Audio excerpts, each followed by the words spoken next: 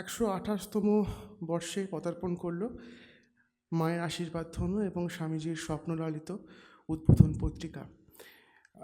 এই উদ্বোধন পত্রিকার এই যে সুদীর্ঘ জীবন, এই জীবনের উদ্দেশ্য কী, কোন খাতে প্রবাহিত হবে এই পত্রিকা, সেটার একটা ভাবনা, সেটার পথরেখা অঙ্কন করে দিয়েছিলেন স্বামীজি।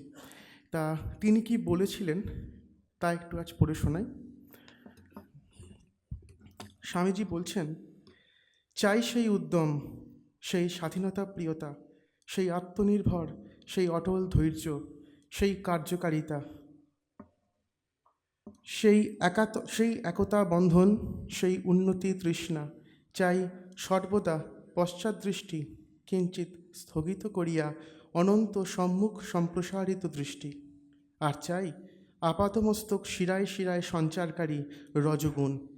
এই দুই শক্তির, রজগুণ ও সত্যগুণ, সম্মিলনের ও মিশ্রণের যথাসাধ্য সহায়তা করা উদ্বোধনের জীবনোদ্দেশ্য। এই জন্য ঘরের সম্পত্তি সর্বদা সম্মুখে রাখিতে হইবে, যাহাতে অসাধারণ সকলে তাহাদের পিতৃধন সর্বদা জানিতে ও দেখিতে পারে। তাহার প্রযত্ন করিতে হইবে ও সঙ্গে সঙ্গে নির্ভীক হইয়া সর্বদ্বার উন্মুক্ত করিতে হইবে। আসুক চারিদিক হইতে রশ্মিধারা, আসুক তীব্র পাশ্চাত্য কিরণ। বহুজন হিতায় বহুজন সুখায়, নিঃস্বার্থভাবে ভক্তিপূর্ণ হৃদয়, এই সকল প্রশ্নের মীমাংসার জন্য উদ্বোধন সহৃদয় প্রেমিক বুধমণ্ডলীকে আহ্বান করিতেছে এবং দেশবুদ্ধি বিরহিত ও ব্যক্তিগত বা সমাজগত বা সম্প্রদায়গত কুবাক্য প্রয়োগে বিমুখ হইয়া সকল সম্প্রদায়ের সেবার জন্যই আপনার শরীর অর্পণ করিতেছে। ভাষাকে করতে হবে যেমন সাপ ইস্পাত, মুচড়ে মুচড়ে যা ইচ্ছে করো, আবার যে কে সেই এক চোটে পাথর কেটে দেয়, দাঁত পড়ে না। আমাদের ভাষা সংস্কৃত গদাই লস্করি চাল, ওই এক চাল নকল করে অস্বাভাবিক হয়ে যাচ্ছে। ভাষা হচ্ছে উন্নতির প্রধান উপায়, লক্ষণ। বাংলাদেশের স্থানে স্থানে রকমারি ভাষা, কোনটি গ্রহণ করব? প্রাকৃতিক নিয়মে যেটি বলবান হচ্ছে এবং ছড়িয়ে পড়ছে সেইটিই নিতে হবে। বাংলা ভাষাটাকে নূতন ছাঁচে গড়তে চেষ্টা করব। এখনকার বাংলা লেখকেরা লিখতে গেলেই বেশি ভার্ব ইউজ করে, তাতে ভাষার জোর হয় না। বিশেষণ দিয়ে ভার্বের ভাব প্রকাশ করতে পারলে ভাষায় বেশি জোর হয়। এখন থেকে ওই রূপে লিখতে চেষ্টা কর দেখি। উদ্বোধনে ওইরূপ ভাষায় প্রবন্ধ লিখতে চেষ্টা করবি। আহার চাল চলন ভাব ভাষাতে তেজস্বিতা আনতে হবে, সব দিকে প্রাণের বিস্তার করতে হবে, সব ধমনীতে রক্তপ্রবাহ প্রেরণ করতে হবে, যাতে সকল বিষয়েই একটা প্রাণ স্পন্দন অনুভূত হয়।